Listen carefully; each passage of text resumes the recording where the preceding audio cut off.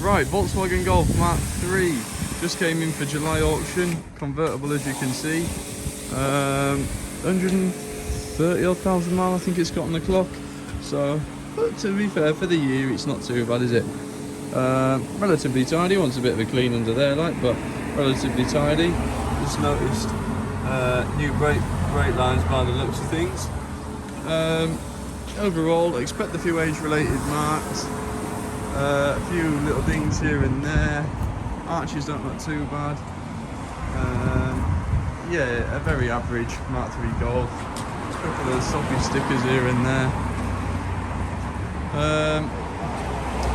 But overall, it's not too bad.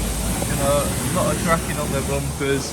It's your usual Golf, really. It's nothing mega. But good, usable car. Seats are nice, no rips or marks.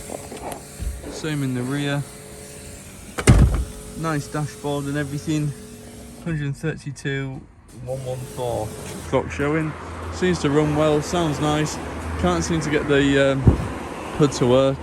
I tried ignition on first click, handbrake on, in gear, foot on the brake, foot on the clutch, ignition, engine running, and anyway, windows down, windows up. I'm going to speak to the vendor and see if there's a certain way. I have a feeling there's like, I have to turn the ignition on once, then turn it off, flick it back on again, but anyway, nothing seems to be working for me, so I'll ring the vendor and see if there is a bit of a knack to it, and upload a few photos with it down.